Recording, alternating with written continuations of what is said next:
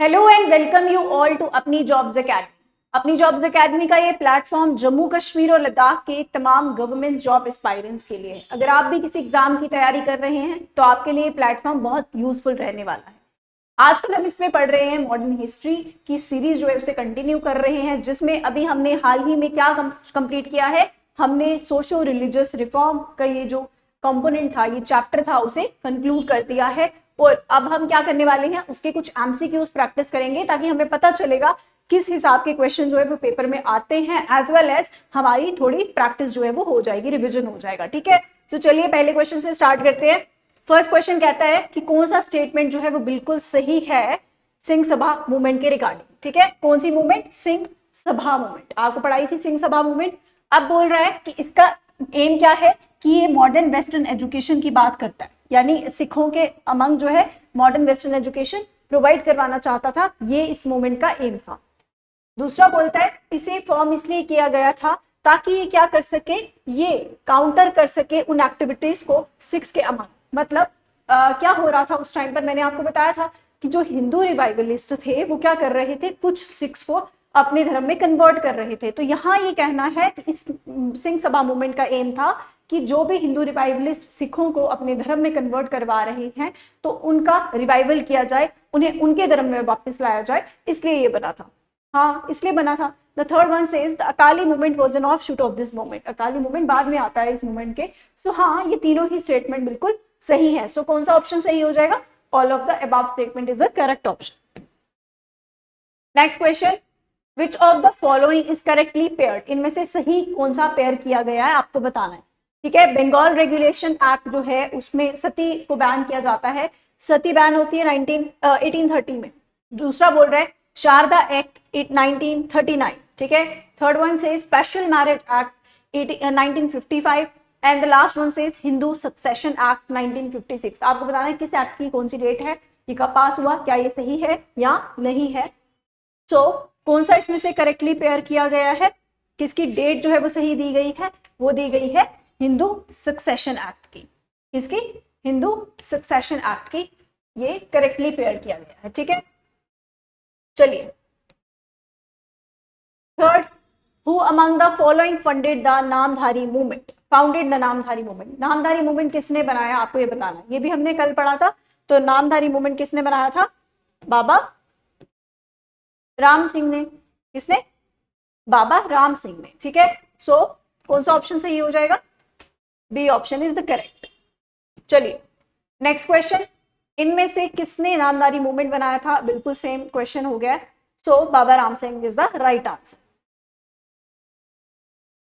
Next, who among the following founded the Nirankari movement. एक होता है नामधारी मूवमेंट था, एक था निरंकारी मूवमेंट। निरंकारी वो थे जो किस में विश्वास करते थे? निराकार। वो मानते थे कि भगवान का कोई रूप नहीं है, यानी हमने उन्हें देखा नहीं है, तो वो निराकार जो है बोलते हैं, वो भगवान का किसी रूप को नहीं मानते। वो मानते हैं कि वो उस रूप की पूजा करते हैं जिसे उन्होंने नहीं देखा। ठीक है, उस रूप की पूजा करते हैं। तो निरंकारी जो है उनके बारे में पूछ रहे हैं कि निरंकारी मूवमेंट जो है वो किसने फाउंड किया। तो किसने फाउंड किया Nirankari movement? Nirankari movement is was founded by Baba Dayal Das. ठीक है, बाबा राम सिंह ने कौन सा किया? नामधारी मूवमेंट। और निरंकारी मूवमेंट किसने किया? बाबा दयाल दास। ठीक है, नेक्स्ट। अब देखो जो इंपॉर्टेंट कुछ हमारा उस सोशो रिलीजियस रिफॉर्म्स में छूटा होगा, जो हमने एक्सटेंसिवली उसे कवर नहीं किया होगा, वो हम यहाँ पर क्वेश्चंस के थ्रू कर लेंगे। ठीक है, चलिए Raja Ram Mohan Roy was associated with which of the following. बताइए राजा राम मोहन रॉय जो है इनमें से किसके साथ एसोसिएटेड है, क्या क्या उन्होंने किया था और क्या नहीं किया था। आत्मीय सभा उन्होंने बनाई थी, कलकत्ता यूनिटेरियन कमेटी उन्होंने बनाई थी, ब्रह्मो समाज भी बनाया था। तो सारे ऑप्शंस जो है बिल्कुल सही हो जाएंगे। ठीक है, ये सब इन्होंने किया है। ठीक है, सत्य शोधक समाज, ट्रुथ सीकर सोसाइटी जिसको कहते हैं, organise as a movement for upliftment of tribals in Bihar. क्या ये मूवमेंट जो है सत्य शोधक समाज जो है ये बनाया गया था ताकि ट्राइबल लोगों की जो है वो अपलिफ्टमेंट करवाई जाए बिहार में, इसलिए बनाया था। बी ऑप्शन से ये टेम्पल एंट्री मूवमेंट था गुजरात में, की टेम्पल्स में एंट्री करवाई जाए। थर्ड ऑप्शन से an anti caste movement in Maharashtra, कि महाराष्ट्र में एक एंटी कास्ट के प्रति जो है एक मूवमेंट था, कास्ट के खिलाफ ये मूवमेंट था। And the last one option से अ पेजेंट मूवमेंट इन पंजाब, कि ये पंजाब में एक किसानों का मूवमेंट था, आंदोलन था। So what is the right option? आपने पढ़ा है सत्यशोधक समाज जो है वो पहली बात कास्टिज्म की बात कर रहा है, एंटी कास्ट के लिए ये एक मूवमेंट था, एंटी कास्ट मूवमेंट था, जो कहां पर था? महाराष्ट्र में हुआ। और दूसरी चीज अगर हम बात करें तो किसने सत्यशोधक समाज बनाया था? ये बनाया गया था ज्योतिबा फुले के द्वारा, जिन्होंने एक किताब लिखी थी गुलामगिरी। ठीक है, चलिए इन स्टेटमेंट्स को आपने ध्यान से पढ़ना है। Consider the following statements about Arya Samaj. Arya समाज के बारे में ये स्टेटमेंट्स पढ़िए। बोल रहे it believes in infallibility of Vedas and takes them as the only truth and source of all knowledge. वो वेदास पर बहुत ज्यादा यकीन करते हैं और मानते हैं कि वेदास ही सच हैं और वेदों में ही सारी नॉलेज जो है वो है, यानी वेद ही जो है वो नॉलेज का ऑल सोर्स है। ठीक है, सेकेंड ऑप्शन से is it accepted the brahmanical dominance of spiritual and social life of Hindus. इन्होंने माना कि हाँ ब्राह्मणिकल डोमिनेंस को मानते हैं, यानी ब्राह्मणिज्म को ये बहुत ज्यादा मानते हैं and social life of Hindus. The third option is it started the shuddhi movement to reconvert the Hindu fold to those who were converted to Christianity and Islam, कि जो लोगों ने अपना धर्म जो है वो कन्वर्ट कर दिया था टू रिस्पेक्टिव रिलीजन्स, चाहे इस्लाम की बात करें या फिर क्रिश्चियन धर्म की बात करें, तो वो बोलते थे कह रहा है कि आर्य समाज का मानना था कि उन्हें दोबारा से रिवाइव किया जाए, उन्हें दोबारा से उनके धर्म में लाया जाए, उनकी शुद्धि की जाए, शुद्धि मूवमेंट चलाया गया था। तो आपको बताना है कौन सा स्टेटमेंट सही है, 1 and 3, 3 only, 2 and 3 और 1, 2 and 3। So the right option is answer A, यानी 1 and 3 only। ठीक है, चलिए कौन सा सही है? इसने शुद्धि आर्य समाज ने शुद्धि मूवमेंट चलाया और शुद्धि मूवमेंट का क्या था कि रिकन्वर्ट करना था हिंदूज को जो ऑलरेडी कन्वर्ट हो चुके हैं। ठीक है, फिर हाँ ये इनफेलिबिलिटी ऑफ वेदास में यकीन करते थे कि वेदास ही जो है उनमें सच्चाई है, वेदास ही जो है उनमें ट्रू सोर्स ऑफ वो नॉलेज है। ठीक है, बहुत ज्यादा ज्ञान है। दूसरा ये जो बोला है it accepted the brahmanical dominance of spiritual and social life of Hindus, this is not correct. ठीक है, तो 1 and 3 is the correct option. Next question, इनमें से कौन सी स्टेटमेंट जो है राजा राम मोहन रॉय के रिगार्ड में वो बिल्कुल सही है? ठीक है, चलिए क्या है? He was in the opposition of intercaste and interracial marriages. वो इंटरकास्ट और इंटररेशियल मैरिजेस जो होती हैं, चाहे हम मतलब वो बात करते हैं कि डिफरेंट कास्ट के बीच में शादी होना या डिफरेंट रेस के बीच में शादी होना, इसके खिलाफ थे, वो बोल रहा है पहला स्टेटमेंट। दूसरा बोल रहा है कि उन्होंने एक नई रिलीजियस सोसाइटी बनाई थी, किस पर? रीजन पर बेस्ड थी और वेदास एंड उपनिषद पर बेस्ड थी। ठीक है, तो बताइए कौन सा स्टेटमेंट इसमें से बिल्कुल जो है वो क्या है? करेक्ट है। हाँ, so which statement is correct? The correct statement is only 2 है ना। 2 कैसे सही होगा? क्योंकि हाँ उन्होंने ये बनाया कि यानी वो रीजन पर यकीन करते थे और वेदास और उपनिषद पर। बताया था ना उन्होंने कि साइंटिफिक अप्रोच लेकर चलो, वेदों को मानते थे, उपनिषदों को मानते थे और साथ ही साथ क्या करते थे? साथ ही साथ जो है रीजन पर बिलीव करते थे कि हर चीज के पीछे लॉजिक होता है। साइंटिफिक क्या बोलेंगे हम कि साइंटिफिक अप्रोच जो थी उनको फॉलो करके रखा था इन्होंने। ठीक है, लेकिन जब हम बात करें इंटरकास्ट और इंटररेशियल मैरिजेस की तो कह रहे हैं कि उनके खिलाफ थे। ऐसा तो नहीं था, वो तो बड़े ओपन माइंडेड थे, he was very open minded, है ना। और ओपन माइंडेड होने के कारण इन्होंने क्या करवाया? सती सिस्टम को अबॉलिश करवाया। इन्होंने चाइल्ड मैरिज के खिलाफ बात की, इन्होंने पॉलीगैमी के खिलाफ बात की, जो ज्यादा शादियां होती है एक इंसान की दूसरी बाकियों से, या फिर जो चाइल्ड मैरिज होती है बच्चों की शादी करवा। इन्होंने विडो रिमैरिज के लिए बात की कि भाई विडोज की शादी करवाइए। तो फिर कैसे ये इंटरकास्ट और इंटररेशियल के खिलाफ हो सकते हैं? तो first option is incorrect and the second statement is absolutely correct. ठीक है, चलिए the Ramakrishna Mission stress the ideal of dash through social service and selfless action. Ramakrishna Mission जो है उन्होंने किस विचार पर ज्यादा से ज्यादा जो है फोकस किया है? किस विचार पर? Through social service and selfless action. मतलब रामकृष्ण मिशन क्या बोलते थे कि क्या चीज जो है हमें मिलेगी अगर हम सोशल सर्विस करते हैं और सेल्फलेस एक्शन, निष्कर्म मतलब बिना किसी स्वार्थ के कर्म करते चलते हैं और समाज सेवा करते, तो हमें क्या मिलेगा? भक्ति मिलेगी, एजुकेशन मिलेगी या सैल्वेशन, मुक्ति मिलेगी। सो the right answer is salvation. हमें सैल्वेशन, मुक्ति मिलेगी ना, यही तो बताया था आपको, यही बोला था ना उन्होंने। तो रामकृष्ण मिशन की फाउंडेशन जो है वो कौन करता है? स्वामी विवेकानंद करते हैं, who was a disciple of Ramakrishna Paramahamsa, जो उनके गुरु थे। ठीक है, तो फिर साथ में अगर बात करें इनके हेडक्वार्टर्स की, तो कहाँ होते हैं ये? रामकृष्ण मिशन का हेडक्वार्टर जो है बेलूर, वेस्ट बंगाल, कलकत्ता में होता है। ठीक है, in which year the Hindu widow remarriage act was pass? बताइए, हिंदू विडो रिमैरिज एक्ट जो है वो कब पास होता है? वो पास होता है 1856 में, और इसमें बहुत ज्यादा योगदान किसका था? ईश्वर चंद्र विद्यासागर का। किसका? ईश्वर चंद्र विद्यासागर। ठीक है, next, who founded the Tattva Bodhini Sabha that was set up to explore spiritual path? बताइए, स्पिरिचुअल पाथ को एक्सप्लोर करने के लिए तत्व बोधिनी सभा बनाई गई थी। ठीक है, तत्व बोधिनी सभा जो है किसने बनाई थी? बताओ। तो तत्व बोधिनी सभा मैंने आपको बताया था किसने बनाई थी? It was founded by Devendra Nath Tagore. किसने बनाई थी? देवेंद्र नाथ टैगोर। पहले ब्रह्मो समाज को कौन लीड करते हैं? सबसे पहले ब्रह्मो समाज की फाउंडेशन करने वाले थे राजा राम मोहन रॉय। फिर उनके बाद राजा राम मोहन रॉय के बाद कौन आते हैं? देवेंद्र नाथ टैगोर। ठीक है, फिर देवेंद्र नाथ टैगोर के बाद कौन आते हैं? केशव चंद्र सेन। ठीक है, ये हमने ऑलरेडी कवर किया हुआ है। इनके टाइम पर कलकत्ता तक ही ये ब्रह्मो समाज जो है वो फैला हुआ था, लेकिन जब हम बात करते हैं देवेंद्र नाथ टैगोर की, तो अदर पार्ट्स ऑफ बंगाल में भी ये फैला। ठीक है, other parts of Bengal. Keshav Chandra Sen के टाइम पर अदर स्टेट्स में ये फैला, लाइक बॉम्बे, बिहार। ठीक है, चलिए आपने मैच करना है। राजा राम मोहन रॉय रामकृष्ण मिशन, विवेकानंद प्रार्थना समाज, दयानंद सरस्वती ब्रह्मो समाज, महादेव गोविंद रानादेव आर्य समाज। बताइए इनमें से कौन सा सही है? Match the following. ठीक है, किसने क्या बनाया वो बताना है। विजिबल है ना? 1 मिनट। सो राजा राम मोहन रॉय ने क्या बनाया था? ब्रह्मो समाज बनाया था, तो ये ए हो जाएगा, है ना? तो ए का 3 हो जाएगा, यहाँ पर ही ए का 3 है। ठीक है, चलिए विवेकानंद ने क्या बनाया था? रामकृष्ण मिशन, बी का 1 होना चाहिए। हाँ, बी का 1 ही है। ठीक है, उसके बाद दयानंद सरस्वती ने आर्य समाज की फाउंडेशन की थी, आर्य समाज, सी का 4 बिल्कुल सही है। और लास्ट वाला चेक करने की जरूरत ही नहीं होगी, फिर अगर होगी तो वो सेम होंगे, बाकी 3 तो होगी। ठीक है, वो हम बाद में देखेंगे। महादेव गोविंद रानादे ने क्या बनाया? प्रार्थना समाज, डी का 2। लेकिन इन्होंने बनाया था क्या प्रार्थना समाज? नहीं, पर ये प्रार्थना समाज के क्या थे?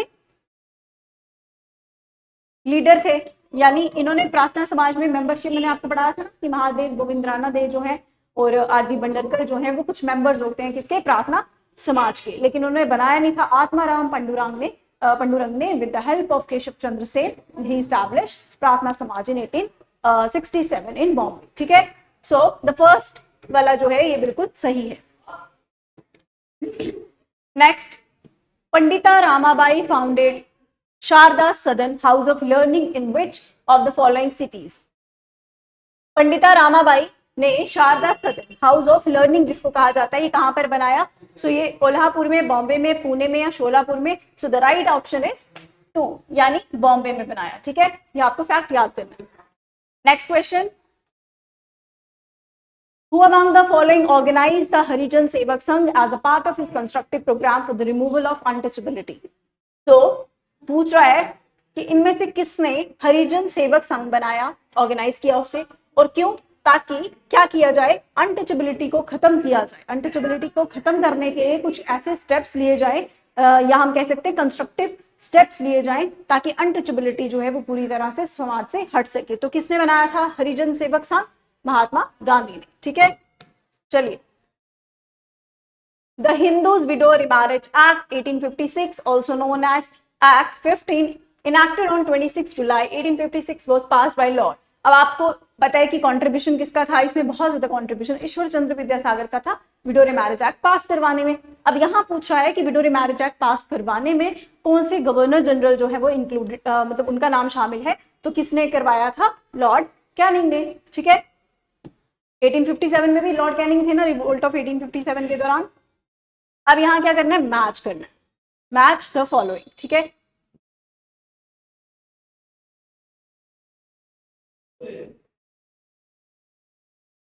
सो इनका रियल नेम क्या है और पॉपुलर नेम क्या है, उससे हमें क्या करना है, मैच करना है। सो आपको पता है मूल शंकर जो है वो किसका नाम है, ये मूला शंकर जिसको हम बोलते हैं किसका नाम था, ये नाम है दयानंद सरस्वती का ओरिजिनल नेम है। तो ए का क्या हो जाएगा, ट्री, ए का ट्री, ठीक है।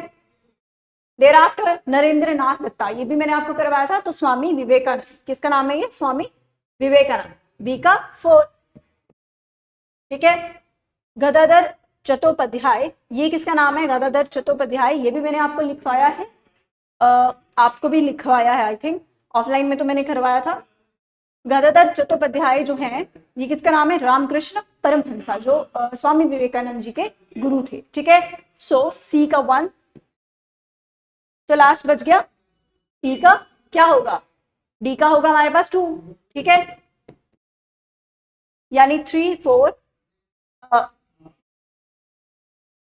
1 सेकेंड, सी का 1 है ना, यहाँ 1 है, 3 4 1, ठीक है। चलिए हाँ ठीक है। सो हमारा आंसर जो है वो बिल्कुल सही है, फर्स्ट का 3, फिर 4, फिर 1 एंड देन 2, तो option C is the correct answer, ठीक है। चलिए ये ऑप्शंस थे, एक बार देख लें, ठीक है। चलिए next question, who started theosophical movement in New York, New York में थियोसॉफिकल मूवमेंट किसने स्टार्ट किया, किसने स्टार्ट किया था, मैडम हेलेना ब्लेवास्की एंड कर्नल ऑलकट ने, किसने, कर्नल ऑलकट ने, OLCOTT, ठीक है। इन्होंने क्या स्टार्ट किया था, थियोसॉफिकल मूवमेंट, ठीक है। चलिए option 1 is the correct answer. और एनी बेसेंट जो है वो क्या करती है, थियोसॉफिकल मूवमेंट को बहुत ज्यादा प्रोपगेशन करती है। थियोसॉफिकल मूवमेंट जो है वो न्यूयॉर्क में बनाया जाता है, लेकिन उसकी कुछ साल बाद जो है वो क्या हो जाता है, उसका हेडक्वार्टर जो है वो चेंज कर दिया जाता है। और हेडक्वार्टर कहाँ चेंज कर दिया जाता है, from New York to Adyar in near Madras, ठीक है, नियर मद्रास के करीब जो है वो अडियार में शिफ्ट कर दिया जाता है। और उसके बाद एनी बेसेंट जो है वो इंडिया में इसमें बहुत ज्यादा काम करती है, इंडिया में इसकी बहुत ज्यादा प्रोपगेशन करती हैं, ठीक है। Who is regarded as a maker of modern India? Maker of modern India किसको कहा जाता है, महात्मा गांधी, केशव चंद्र सेन, राम मोहन रॉय और महादेव गोविंद रानादे। ये भी मैंने आपको पॉइंट पहले पढ़ाया है, आई थिंक लाइव सेशन में बताया था। मेकर ऑफ मॉडर्न इंडिया किसको कंसिडर किया जाता है, महादेव गोविंद रानादे, ठीक है। Next, who inspired the young Bengal movement in the 19th century, किसने यंग बंगाल मूवमेंट स्टार्ट किया, किसने इंस्पायर किया था यंग बंगाल मूवमेंट के लिए। और फिर लोगों ने जो यंग बंगाल के जो यूथ था उसने इस मूवमेंट को ज्वाइन किया बंगाल में, तो उनको क्या कहा जाता है, जो इस मूवमेंट को फॉलो करने वाले थे उन फॉलोअर्स को क्या कहा जाता था, डेरोजियंस, ठीक है। तो किसने किया था, young Bengal movement was started in Bengal by Henry Vivian Derozio, who was an Anglo Indian, ठीक है। ये हिंदू कॉलेज में पढ़ाते थे, बट इनके रेडिकल आइडियाज थे, जिसकी वजह से इंग्लिश ने यानी ब्रिटिशर्स ने इन्हें हिंदू कॉलेज से ही निकाल दिया था, ठीक है। तो उसके बाद जो है ये मूवमेंट वैसे ही पहले ही शुरू हो चुका था, तो मूवमेंट जो है वो बड़े जोरों शोरों से चलता है, लेकिन इसमें कुछ लिमिटेशंस रहती हैं कि जितनी बात कही गई थी, जितनी इनकी डिमांड्स थी, एज सच कुछ इतना प्रैक्टिकलिटी में, यहाँ हम बोले प्रैक्टिकल लाइफ में नहीं हो सका, ठीक है, इसलिए फेल हो जाता है। Who is often called as Hindu Luther of northern India, Hindu Luther of northern India किसको कहा जाता है, सो ये कहा जाता है ईश्वर चंद्र विद्यासागर को, ठीक है। चलिए, father of renaissance of western India, father of renaissance अगर पूछेंगे, father of renaissance in India, तो वो कौन है, मैंने आपको करवाया था। फादर ऑफ रेनेसांस जो है वो राजा राम मोहन रॉय है, लेकिन यहाँ पर क्या बोले, father of renaissance in western India या ऑफ वेस्टर्न इंडिया। तो वेस्टर्न इंडिया में जिन्होंने काम किया होगा उन्हीं को बोलेंगे ना, तो वेस्टर्न इंडिया में महादेव गोविंद रानादे को क्या कहा जाता है, father of renaissance of western India, ठीक है। Next, who led Mahad Satyagraha, I have also discussed it in the previous lecture कि महाट सत्याग्रह जो है वो किसने लेड किया, तो वो लेड किया गया था भीमराव अंबेडकर जी के द्वारा। और महाट सत्याग्रह जो है वो कहाँ लीड किया जाता है, Maharashtra. Consider the following pairs, अब आपने इनको देखना है, ठीक है। देखो, ये क्वेश्चंस जो ऊपर भी कुछ क्वेश्चंस थे जो यूपीएससी के प्रीलिम्स के क्वेश्चंस हैं, वेरी इंपॉर्टेंट। और अब आप सोचेंगे कि लेकिन बात क्या है ना, वही कि एग्जाम का लेवल जो है वो हाई हो रहा है, तो हमें भी उस हिसाब से पढ़ना पड़ेगा। हम अगर जिस तरह से सर ने अभी लाइव सेशन में बोला कि जिस तरह से अगर टीचर जो है वो खुद को अपडेट नहीं करेगा, ठीक है, सो कैसे बच्चे अपडेट करेंगे। और अगर आप खुद को अपडेट ही नहीं करते हैं एग्जाम के रिगार्डिंग किसी भी चीज में अगर हम देखें, तो फिर हम पीछे रह जाते हैं, हमारी ग्रोथ एंड डेवलपमेंट नहीं हो पाती है। तो पेपर किस तरीके से क्रैक होगा? पेपर क्रैक होना इम्पॉसिबल है। पेपर तभी क्रैक होगा जब आप क्या करोगे, स्ट्रैटेजी आपकी बेशक अपनी अपनी रहेगी, इंडिविजुअल रहेगी, लेकिन पढ़ना तो आपको हर चीज पड़ेगी, है ना। आप सिर्फ ये नहीं सोच सकते कि 2021 में 22 में इस तरीके के क्वेश्चंस नहीं आते थे। आज कौन सा जमाना है? 2025 का, तो क्वेश्चंस इस तरीके के आ सकते हैं, ठीक है। हाँ, ये बात अलग है कि हमने जिस तरह से एंशिएंट और मिडिवल को इतनी हम बोलेंगे कि इतना ज्यादा फोकस नहीं करना है, उतना ज्यादा हमने मॉडर्न को करना है, लेकिन हमें पढ़ना सब कुछ है, ठीक है। हो सकता है कि कुछ अनइम्पोर्टेंट लग रहा है तो उसको कम कम पढ़ेंगे, बट जो ज्यादा इंपॉर्टेंट लग रहा है उसे ज्यादा पढ़ेंगे, या जो प्रीवियस ईयर में जो बहुत बार आ चुका है उसे ज्यादा पढ़ेंगे, लेकिन छोड़ना कुछ भी नहीं है, ठीक है। और इस तरीके के क्वेश्चन जब हम करते हैं ना, तो हमें छोटे छोटे क्वेश्चन हमारे ऐसे निकल जाते हैं, पर जब हम अपना लेवल ही उतना रखते हैं तो फिर हम ऊपर नहीं बढ़ सकते, ठीक है। तो बताइए मुझे, इसमें all India anti untouchability league बोल रहे महात्मा गांधी ने स्टैब्लिश की, ऑल इंडिया किसान सभा स्वामी सहाजानंद सरस्वती ने किया, self respect movement EV Ramaswamy Naicker ने किया। Which option is correctly matched? So option D यानी 1, 2 एंड 3 ऑल आर करेक्ट। याद कर लीजिए। अब क्या करना है आपको? याद करना है। All India anti touchability league जो है, वैसे भी आपको पता है हरिजन सेवक संघ जो है वो महात्मा गांधी ने बनाया था, तो ये all India anti untouchability league Mahatma Gandhi के द्वारा, ऑल इंडिया किसान सभा स्वामी शाहजानंद सरस्वती के द्वारा, सेल्फ रिस्पेक्ट मूवमेंट ई रामास्वामी नायकर के द्वारा। और ये भी बहुत बार एग्जाम में पूछा जाता है, दोनों भी बहुत बार एग्जाम में पूछे जाते हैं, ठीक है। चलिए नेक्स्ट क्वेश्चन, प्रार्थना समाज बॉम्बे में किस साल बनाया गया? अभी हमने पढ़ लिया पहले, क्योंकि मैं भी क्या करती हूँ कि आपको जब एक क्वेश्चन बताती हूँ उसके साथ 2-4 फैक्ट्स अलग से बता देती हूँ, उससे क्या होता है आपको पहले ही पता चल जाता है। और आपको भी याद करना सीखना चाहिए, वैसे कि अगर हम एक बार डिस्कस कर रहे हैं, जैसे राजा राम मोहन रॉय के बारे में डिस्कशन हुआ है, तो हमने उनके 1-2 और फैक्ट्स याद कर लिए, क्या पता आगे जाके क्वेश्चन वैसा ही आ जाए। अभी नहीं आएगा तो पेपर में आ जाएगा, क्योंकि वैसे ही पढ़ना होता है, ठीक है। अगर हम पढ़ेंगे नहीं, अभी हमें डेट ही पूछे तो हम डेट ही पढ़ेंगे, हमें साथ में उसका याद करना है कि इसके हेडक्वार्टर्स क्या है, चाहे एक क्वेश्चन पूछे 4 आंसर्स निकालने, ठीक है। So the right answer is 1867.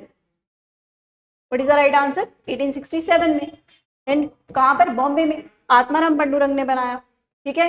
और अगर हम बात करें इसकी फिलॉसफी की, तो प्रार्थना समाज का काम क्या था? प्रार्थना समाज की फिलॉसफी थी कि उसने किस पर काम किया? Education for all. किसकी? सभी की एजुकेशन की बात की, चाहे वुमेन हो, चाहे लोअर क्लास हो, चाहे मेन हो, एज वेल एज उन्होंने क्या बात की? उन्होंने रैशनल अप्रोच की बात की कि रिलीजन को हमें रैशनल तरीके से, साइंटिफिक तरीके से जो है वो अप्रोच करना चाहिए। इसके साथ साथ उन्होंने और भी बहुत सारी बातें की, जिसमें उन्होंने किसकी बात की थी? उन्होंने मेनली बात की थी, एक तो रैशनल अप्रोच की, यानी रिलीजन को लेकर बोलते हैं, किसको? रिलीजन को लेकर बोला। और दूसरा उन्होंने बात की थी एजुकेशन की, मेनली आपको ये याद रखना, ठीक है। फिर वो ये भी बात करते हैं विडो मैरिज की, फिर वो ये भी बात करते हैं पॉलीगैमी की, वो सब बातें होती हैं, लेकिन मेनली आपको क्या, ये 2 चीजें याद रखनी, ठीक है। द बहिष्कृत हितकर्णी सभा वॉज एस्टैब्लिश्ड एट, बताओ बहिष्कृत हितकर्णी सभा जो है वो कहाँ बनाई जाती है? दिल्ली में, बॉम्बे में, या नासिक में, ठीक है। सो ये बनाई किसने थी? ये भी हमने डिस्कस किया था। सो ये बनाई गई थी डॉक्टर BR अंबेडकर के द्वारा, ठीक है। Who was the first law minister of independent India, है ना। इंडिपेंडेंट इंडिया के पहले लॉ मिनिस्टर रहे डॉक्टर भीमराव अंबेडकर। वो खुद एक लोअर कास्ट से बिलोंग करते थे। उन्होंने बहुत ज्यादा काम किया दलित क्लास के जो लोग हैं उनको उजागर करने में, उनको अवेयर करने में। महार सत्याग्रह लेड किया, टेम्पल मूवमेंट लेड किया था सदर्न इंडिया में, ताकि उनकी री एंट्री हो सके कहाँ पर? टेम्पल्स में। एज वेल एज वो बहिष्कृत हत्याकर्णी सभा जो है वो भी स्टैब्लिश करते हैं, कहाँ पर? बॉम्बे में, ठीक है।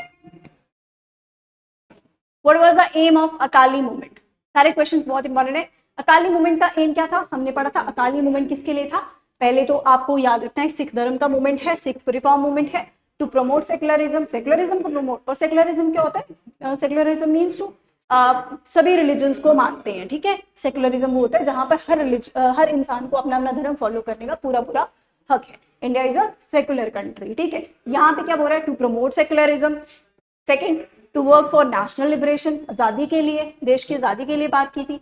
To get rid of concept, it's not concept, it is corrupt, ठीक है। जो करप्ट महंत थे गुरुद्वारा में, उनसे छुटकारा डालने के लिए था, या फिर सिखिज्म को प्रमोट करने के लिए था, सिखिज्म को प्रमोट करने के लिए था। H, so the right answer is to get rid of the corrupt mahant from the gurdwara, ठीक है। 1921 में स्टार्ट किया गया Akali movement by from Akali Dal जो है, बाय अकाली दल। अकाली दल जो है वो मूवमेंट स्टार्ट करते हैं। 1922 में भारत की सरकार के द्वारा जो है वो एक एक्ट पास होता है। जो एक्ट क्या था, the act was called Gurdwara Reforms Act, ठीक है। गुरुद्वारा रिफॉर्म्स एक्ट 1922 में पास हुआ।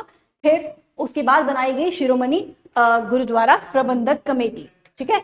ये कमेटी बनी तो फिर ये डिसाइड हुआ कि हाँ, अब जो मैनेजमेंट है पूरा गुरुद्वारे का, वो कौन देखेगा, शिरोमणि गुरुद्वारा प्रबंधक कमेटी देखेगी। और इस तरह से आगे महंत वगैरह भी बनाए जाएंगे। तो इस तरीके से जो करप्ट महंत थे, या फिर जो चढ़ावा चढ़ता था, उसमें करप्शन होता था बहुत सारा गुरुद्वारा में, तो उस सब से छुटकारा जो है वो मिल जाएगा। सो 1925 में इसको फाइनली क्या किया जाता है, अमेंड किया जाता है, ठीक है।